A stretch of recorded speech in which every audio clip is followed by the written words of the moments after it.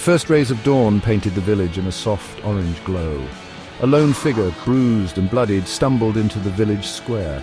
He was a young man, his clothes torn and his face etched with pain. Before he could take another step, warriors emerged from the shadows. They moved like phantoms, their faces hidden behind fearsome masks. The young man raised his hands defensively, but it was no use. The warriors attacked with brutal efficiency.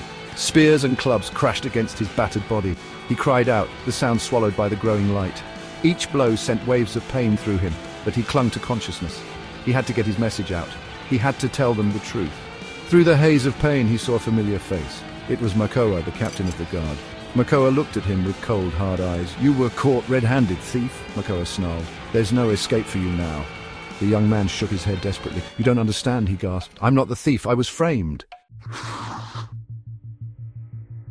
Makoa sneered. "Framed? By whom? The spirits?" He scoffed. "You were found near the sacred shrine, the idol gone. Only a liar would deny his guilt." The young man, summoning the last of his strength, stood tall. "I am no thief, Makoa," he said, his voice hoarse but firm. "The real thief? He took something else too. My sister." He explained how he had seen a shadowy figure fleeing the village with the sacred idol, his sister dragged alongside.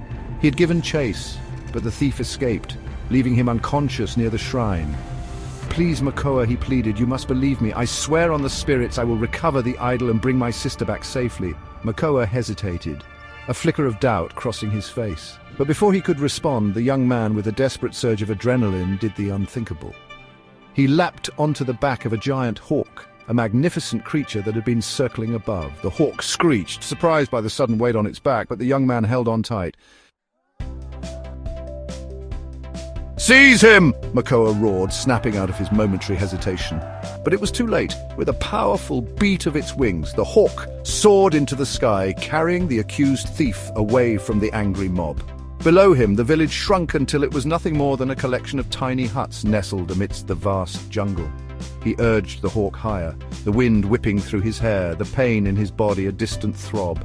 He had to find the thief, had to save his sister, and he had to clear his name. The hawk, sensing his urgency, flew with incredible speed, soaring over the dense jungle canopy.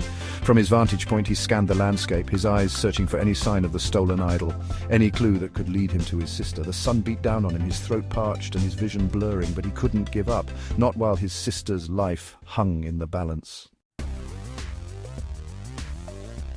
Back in the village, Makoa seethed.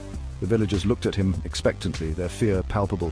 "Bring me my bow," he commanded, his voice like thunder, "and ready the firebombs. He will not escape us." The warriors scrambled to obey, their fear of the thief outweighed only by their terror of their captain's wrath. Just then, a lone figure emerged from the jungle. It was Maku, the village's most skilled hunter, his face grim. He carried a sack over his shoulder. "I have returned," he announced, placing the sack at Makoa's feet, "and I bring with me the means to bring our enemy down." Makoa's eyes gleamed. "Gunpowder," he breathed, untying the sack with reverence. Maku nodded. "He flies like a bird, but even birds can be brought down." He pointed to a distant peak, its silhouette stark against the setting sun. "He will seek refuge there. It is a place of power, a place where he may believe himself safe." A slow smile spread across Makoa's face. "Then we will give him a power he will never forget."